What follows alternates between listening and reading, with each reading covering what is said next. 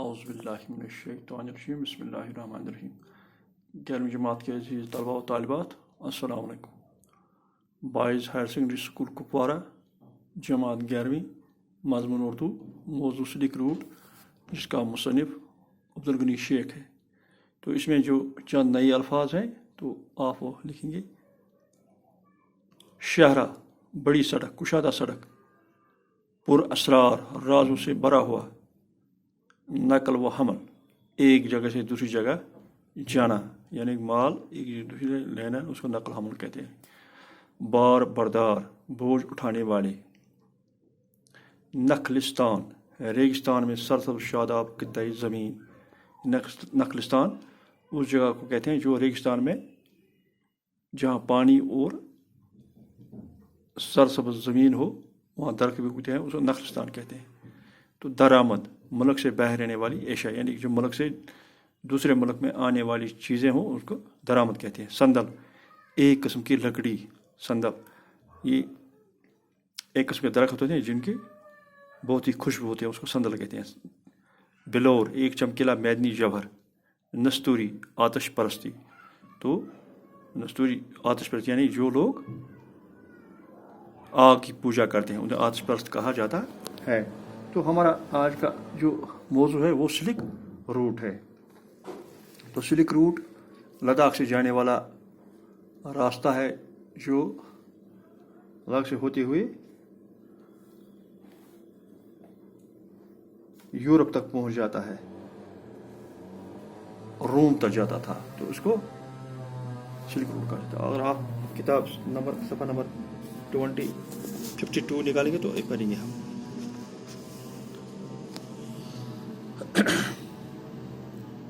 Silk route یا شاہراہ ابریشم قدیم دنیا کی سب سے مشہور لمبی پر اسرار شاہراہ ہے جو روئی زمین پر انتہائی دشوار گزار خطوں سے گزرتی ہے.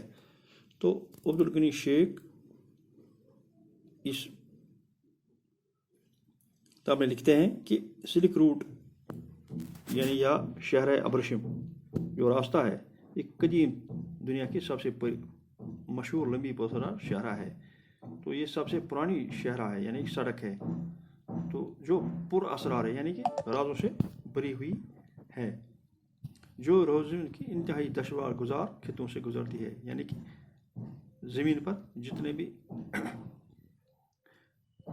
کہ انتہائی دشوار گزار خطوں سے گزرتی یعنی کہ بہت ہی مشکل ترین جو خطے ہیں ان میں سے گزرتی ہے. یہ چین سے ہوتی ہوئی یورپ میں قدیم سلطنت روما تک جاتی ہے یعنی سلطنت روما کہتے ہیں روم کی حکومت کو سلطنت کو وہاں تک جاتی ہے. چین کے شہر گوانگ زو سے بحر روم تک بندرگاہ کی اس کی لمبائی تقریباً 15,000 کلومیٹر تھی یعنی کہ چین کے شہر گوانگ زو سے بحر روم کی بندرگاہ تک اس کی لمبائی 15,000 کلومیٹر تھی یعنی کہ سب سے بڑی شاہراہ ہے. ایک سرے سے دوسرے سرے تک مال و اسباب کی نقل و حمل کی 1 سال کا عرصہ لگتا تھا. تو ایک سرے سے دوسرے سرے تک اس میں جانے میں یہ جو مال اسباب یعنی یہاں سے ادھر لے جاتے تھے تو 1 سال لگتا تھا یہاں آنے جانے ایک سائڈ میں جانے میں. شاہراہ بہت سارے شہر قصبے بستیاں آباد تھیں. تو شاہراہ کے آس پاس بہت سے شہر قصبے اور بستیاں آباد تھیں. مسافر اور تاجر کی رہائش کے لیے جا بجا سرائیں بنی تھی. تو جو مسافر اور تاجر اس راستے سے گزرتے تھے ان کے لیے ہر جگہ سرائیں بنی ہوئی تھی یعنی کہ آرام کرنے کی جگہ اس میں لگی ہوئی تھی.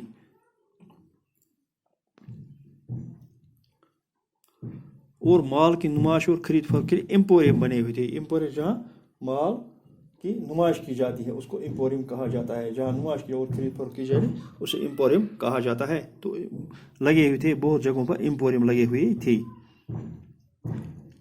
اور مال کی نمائش خرید فروخت کی ایمپوریم میں چین ترکستان موجودہ شنجانگ کا شہر کاشغر سلک روٹ کے تقریباً مرکز میں تھا.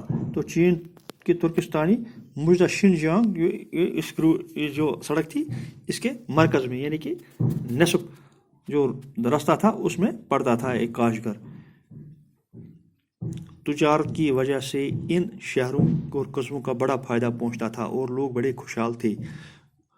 جو تجارت اس راستے سے جاتی تھی تو ان جو شہر اس کے آس پاس بسے ہوئے تھے تو یہ ان کو بڑا فائدہ پہنچتا تھا تو لوگ بڑے خوشحال تھے.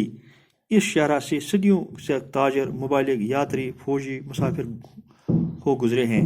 تو جو شاہراہ ہے یعنی سلک روٹ، تو اس راستے پر صدیوں سے تجارت کرنے والے مبلغ جو دین کا پرچار کرتے تھے، یاتری یعنی کہ مسافر، فوجی اور دیگر گزرے ہیں. جہاں جہاں سے لوگ گزرتے تھے وہاں اپنی تہذیب کی چھاپ نشان چھوڑ جاتی. تو جہاں جہاں یہ لوگ گزرتے تھے تو اپنی تہذیب کی چھاپ اور نشان چھوڑتے تھے، یعنی کہ اس جگہ نئی تہذیب کا آنا جانا رہتا تھا. سلک روٹ ریگستان سے گزرتی تھی جہاں دریا بہتے تھے اور جا بجا چشمے پھوٹتے تھے. جہاں پانی تھا وہاں نخلستان اور انسان کی آبادی تھی. تو سلک روٹ ریگستان سے گزرتی ہے، یعنی کہ وہاں یہ ٹھنڈا ریگستان ہے، لداخ سے گزرتا تھا. تو اس میں دور دور تک پانی کا نام نشان ہے. جہاں بھی پانی ملتا ہے تو وہاں نخلستان یعنی کہ وہاں تھوڑی زمین ہوتی ہے اور اس میں سرسبز یہ زمین ہوتی ہے اور اس میں گھاس اگتے اور درخت ہوتے ہیں. تو انسانوں کی آبادی اس نخلستان میں تھی اور باقی جگہوں پہ نہیں تھی. اس شاہراہ اور اس سے منسلک دوسری شہروں پر مختلف اقسام کے مال ازباب سے لدے گلے میں ٹنٹناتی گھنٹیاں باندھے اونٹوں، گھوڑوں اور دوسرے باردار جانوروں کی لمبی قطاریں گزرتی تھی. تو اس شاہراہ پر جو بھی مال ازباب دوسری جگہوں سے لیا جاتا تھا تو اس میں زیادہ تر ان دنوں کی بات کی تھی جب گاڑیوں کا چلن نہیں تھا. زیادہ تر مال اونٹوں، گھوڑوں اور دوسرے باربردار جانوروں یعنی کہ کھچروں وغیرہ پر لادا جاتا تھا.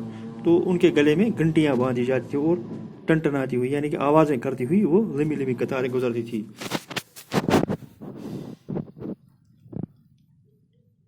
تصور کی آنکھوں کے سامنے جب وہ نقشہ آتا تو ذہن میں عجیب سی کیفیت طاری ہو جاتی ہوتی ہے.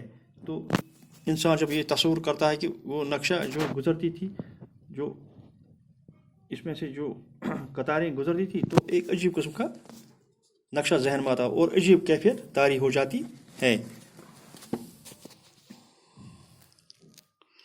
جرمنی کے ایک محقق اور جغرافیہ دان ہارون ون رچٹافین نے ریشم کی منابع سے اس شاہراہ کا نام سلک روٹ رکھا ہے. تو جرمنی کے ایک محقق، تحقیق کرنے والے اور جغرافیہ دان بیرون وین رچفیلڈ نے ریشم کی مناسبت سے اس شاہراہ کا نام سلک روٹ رکھا ہے. مناسبت سے یعنی کہ سب سے پہلے جو ریشم تیار کرنے والا ملک وہ چین تھا، تو اس کی نسبت سے اس کو شاہراہ ابرشم رکھا گیا ہے. ریشم رومن شہروں میں بڑا مقبول تھا اور اس سے اپنا مخصوص لباس بنا کر پہنتے تھے جو ٹوگاس کہلاتا تھا. تو ریشم سے بنے ہوئے جو ملبوسات تھے وہ رومن یعنی روم کے شہروں میں بڑا مقبول تھے، یعنی کہ ان میں بہت پسندیدہ تھے. وہ اس سے اپنا مخصوص لباس بنا کر پہنتے تھے جو ٹاگوس کہلاتا ہے، جس کو نام ٹاگوس تھا. 4 صدی میں سرکاری سطح پر ریشم کی درآمد میں اتنا اضافہ ہوا کہ بازنطین حکومت یعنی مشرقی روم کی حکومت کا خزانہ خالی ہو گیا. تو ریشم کی اتنی درآمد یعنی کہ انہوں نے اتنا ریشم خریدا کہ بازنطین کی حکومت کی مشرقی روم کی حکومت کا خزانہ خالی ہو گیا. تو اس خطے میں ایشیا کی 4 اہم تہذیبی اکائیاں یعنی کہ اس خطے میں 4 تہذیبی اکائیاں چین، برصغیر ہند، سینٹرل ایشیا اور ایران شامل ہیں.